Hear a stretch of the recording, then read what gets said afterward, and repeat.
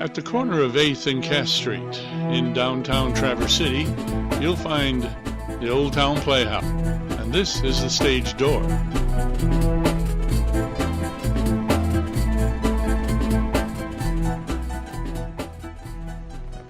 Hi, Don Kilhorn here. Welcome to stagedoortc for December 2013.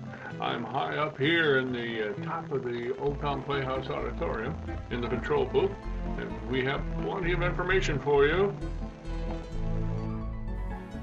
We'll talk about our new play, It's a Wonderful Life, the radio play, which opens this month, December.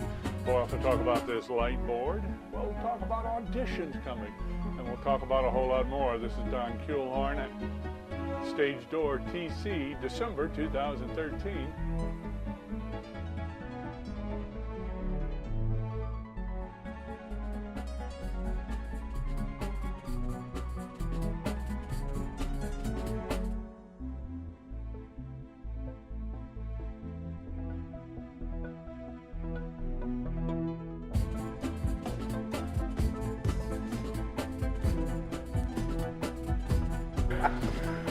We're here on main stage with Bill Storer, the director of Sound of Music that plays in March. Full month of March. The whole month of March.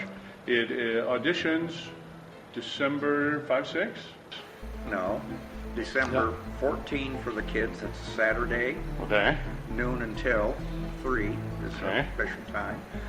Monday and Tuesday at 7 for adults, then callbacks Wednesday and whatever is needed beyond that. And that would be if it's the, what did you say for the kids?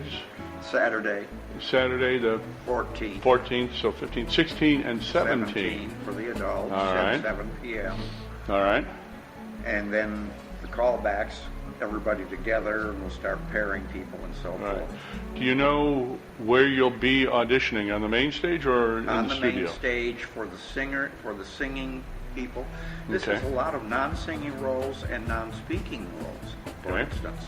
So people who can't sing but like to be on stage, you know, the so-called spear carriers in opera, Right. they should come because we can have a place for them. Okay. But the first thing everybody needs to know is this is a classical musical. We call it that. There is no Broadway belt role in this little work. Okay. We want singers that can project to the back of the auditorium, and that is how we'll be trying out to see Okay. what they can do. Margaret Bell is a vocal coach.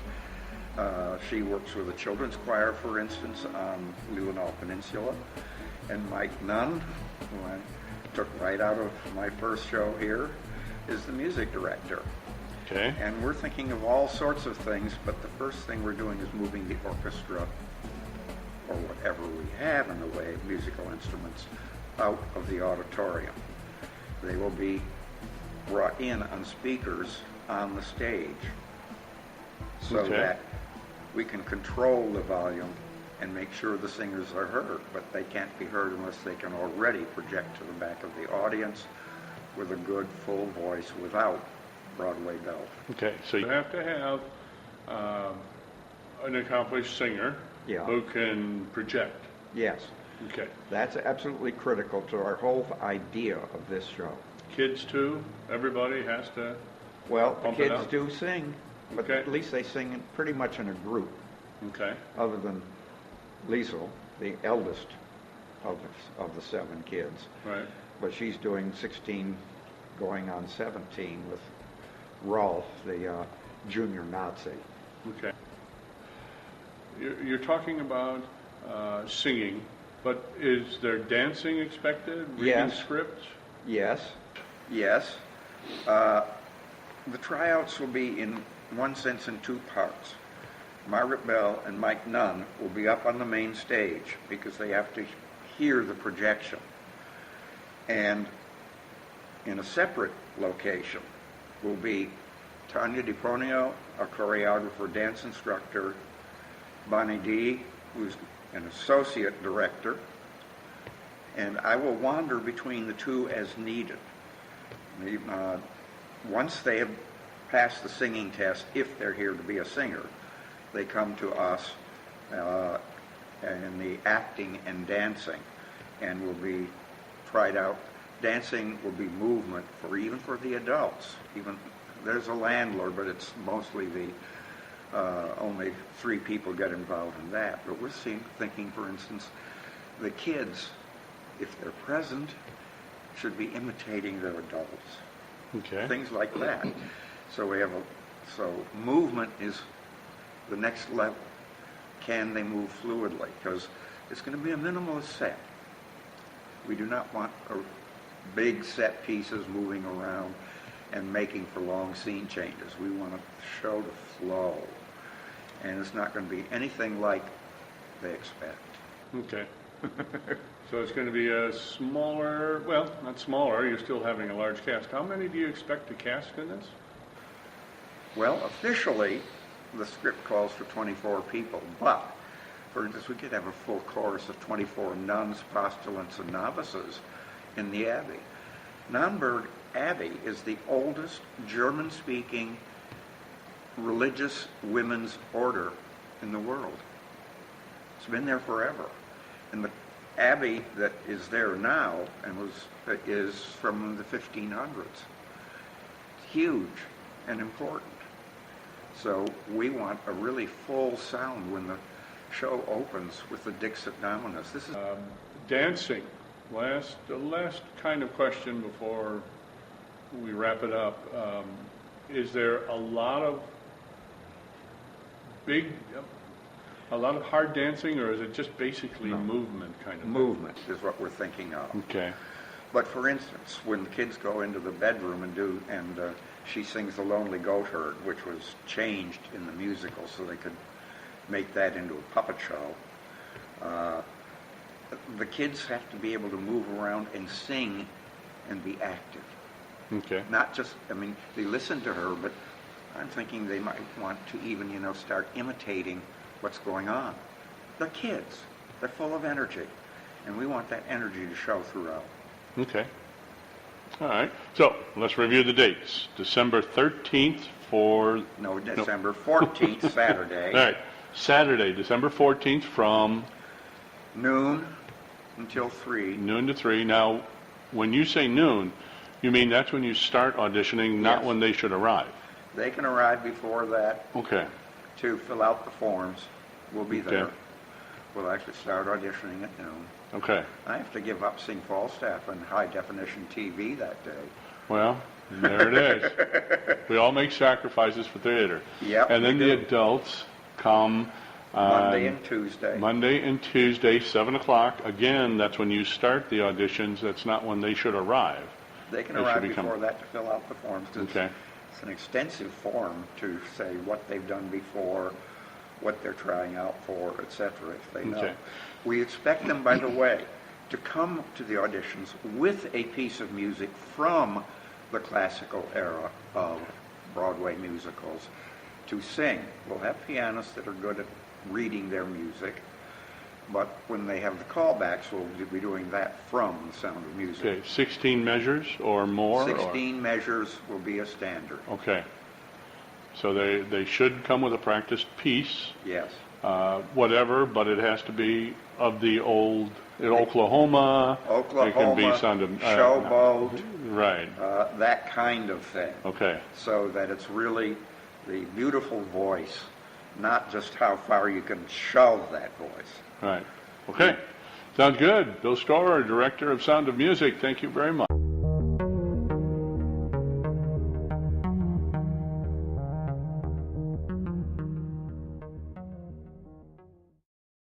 Coming up the stairs here to the very top of the auditorium once again. We're going to go into the control booth.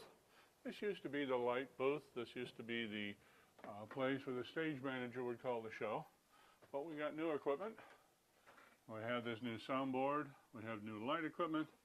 We have new sound equipment all the way over here.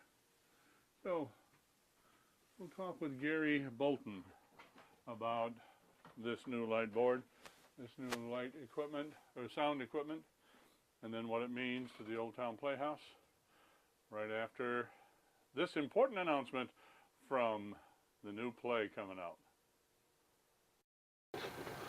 So here we are with Gary Bolton, sound chair for the old Town Playhouse.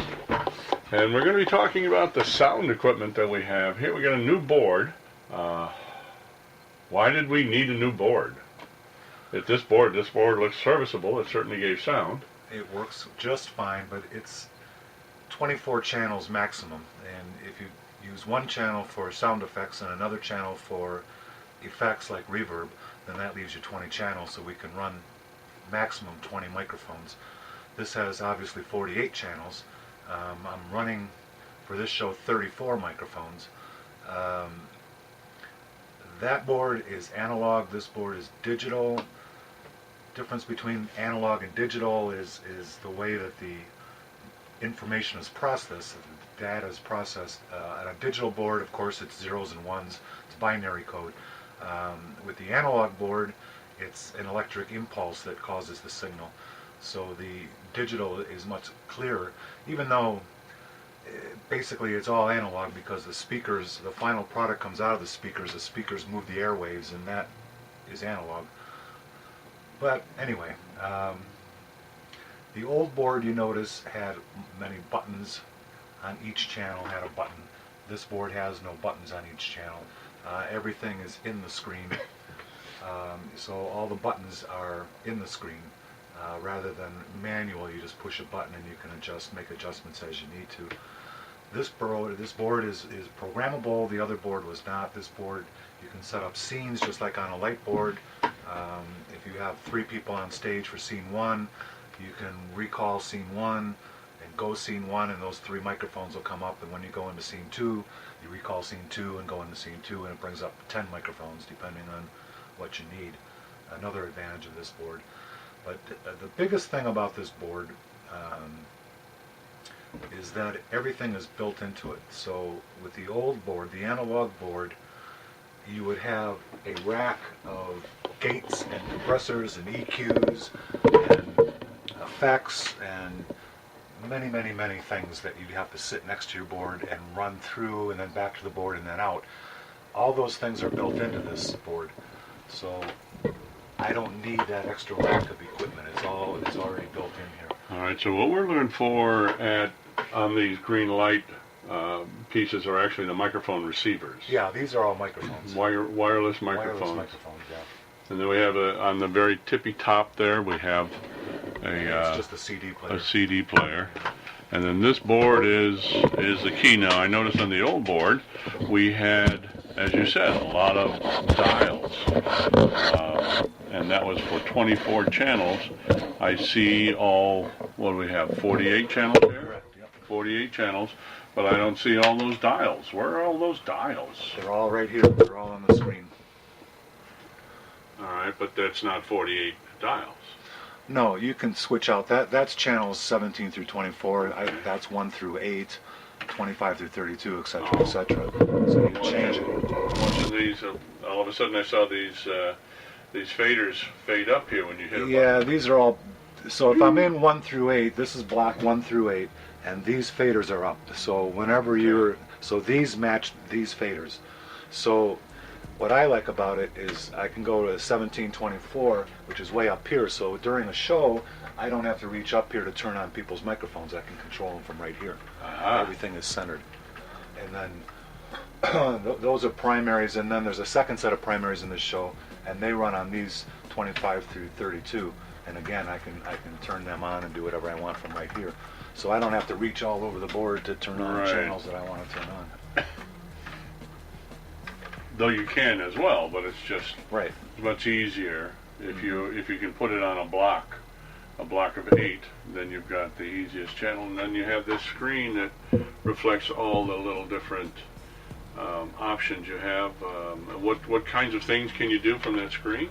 Well, there's a number of screens. That was one screen. This is another screen. This screen you can control mixes and matrices from this panel. Dynamics, HA, which is basically input, a gain, and then all the EQ channels. So every channel, this particular one, Valjean, it tells me everything I need to know. That's Valjean's gain up there. I can adjust right here. Okay. And then we can go down to an EQ. There's a number of EQs. This is a parametric EQ. There's a number of different EQs available. Somebody's in the house down there. Also, we have a dynamics.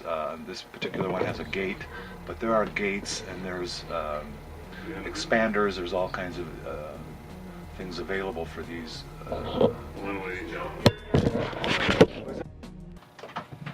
So we've got all that gobbledygook you just told me, which as long as you understand it, that makes sense to me. We got this control ability to do the 8 channels and move different focuses. What else can it do? You can operate it remotely using an iPad. So for example, if the monitor's on the stage, I can't hear the level obviously because I'm 100 feet away from the stage. So I can take my iPad down onto the stage and listen and set my levels, and it'll control everything up here. So that's a nice feature to have. Another nice feature is that it's lockable. I can lock people out, or I can assign people such as the Young Company. I can say, okay, you can get in, but all you can do is control the computer, and it won't allow them to program or change anything else. As well as I have a backup program in case something goes wrong at any point. I can just back up to the last backup that I have. I did want to show you the racks that are available. Most an analog board, you would have to have another rack of all kinds of equipment, but this one has virtual racks. I still have racks, but they're on the screen, and I can control and do what I want with them. There's, I don't know, hundreds and hundreds of available pieces of equipment to use. Delay, reverb, various types of EQs, gates, compressors, as I said before, and they're all available at a push of a button. I don't have to have a separate rack and separate equipment. Comes with a built-in oscillator, so I can put noise through the system and see set balances and so forth.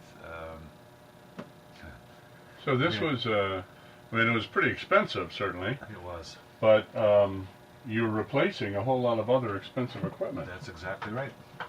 So bottom line, you're ending up in the long run saving money and getting much more flexibility out of it.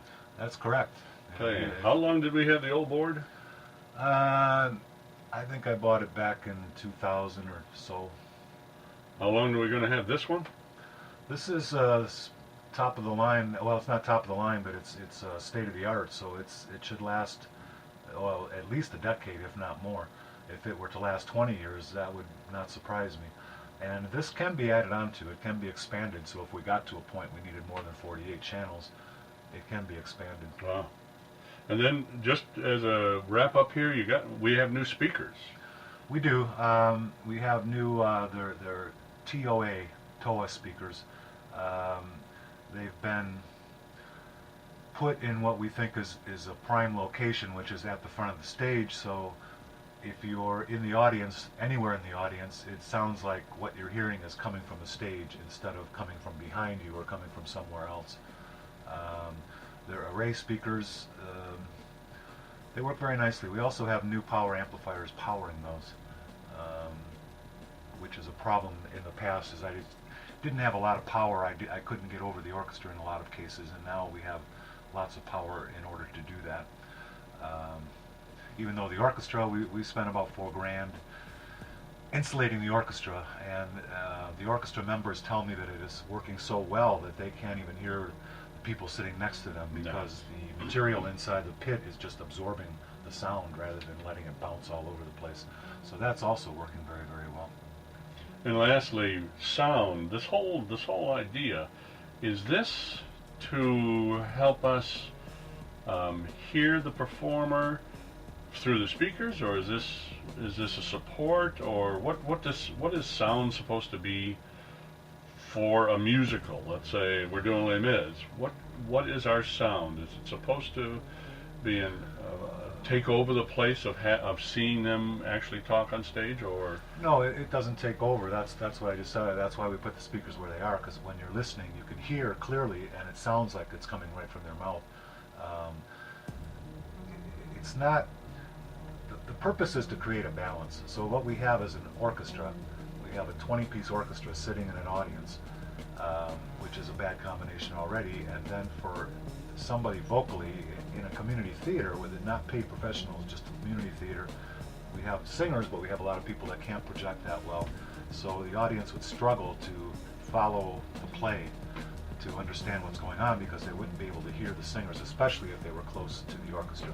So the whole purpose of this is for balance, to balance. I also bring the orchestra through the house at the same time that the singers are coming through the house, and it's a nice balance. You can hear every instrument in the orchestra pit, and you can hear every word being said by the person on the stage. Okay. And to me, that's what a balance is. It's nothing's too loud, nothing's too soft. It's just nice to hear. So Okay. it's all about balance. Well, there it is. Speaking of balance, we're out of time.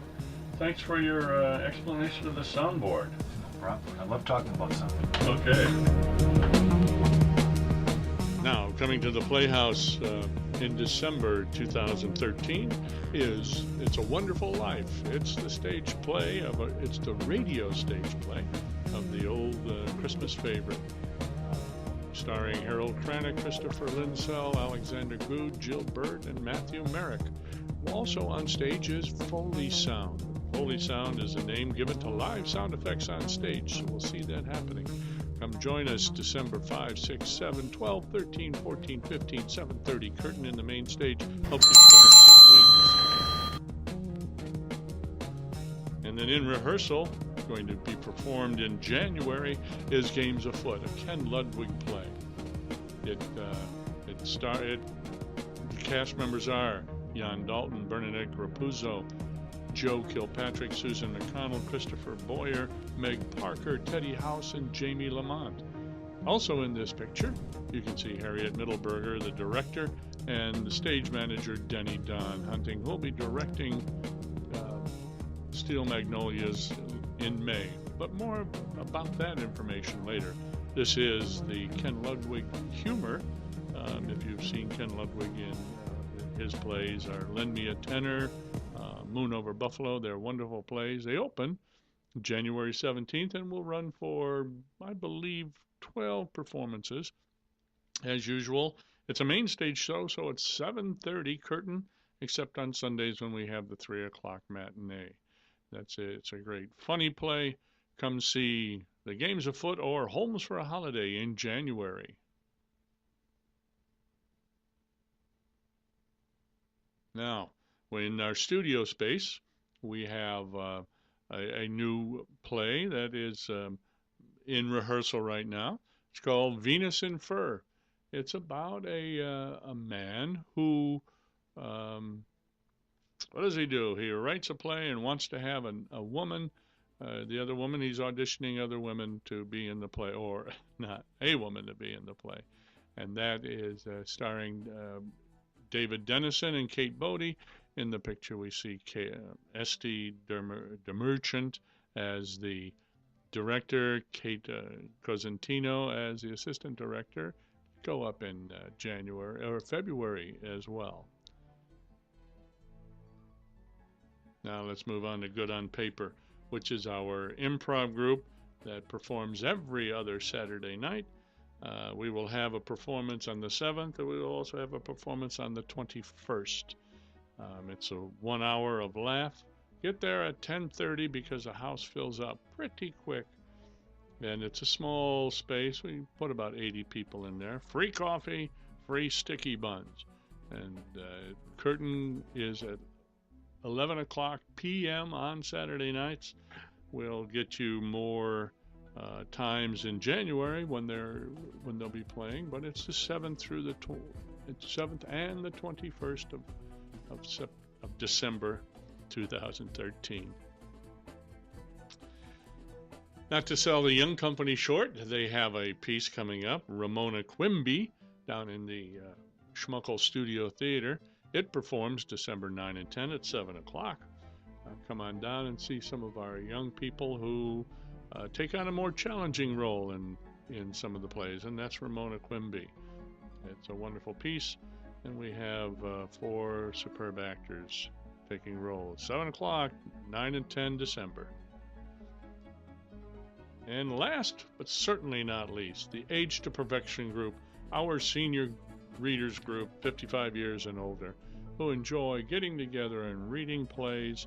And in this Christmas season, they get together and read Christmas plays for seniors. And they were out and about. I'm going to mention some of the dates. Hope Village, November 11th. Obviously, it's already passed. December 4th at the Glen Eagle. December 8th, they're going to the Music House Museum. And then they will also be going to the pavilions on December 11th. And then they'll be going to the Senior Center December 11th as well. They're a pretty busy group. Come join them if you like to read plays.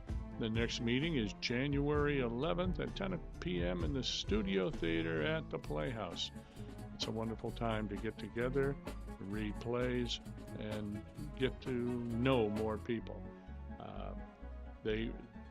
You can read a play, you can participate in the plays they read. If you like poetry, they read poetry. They are not stopped, and their performance schedule will continue into January and into the new year. So come on out at 10 o'clock on Saturday, January 11th, to join in, see what the fun is.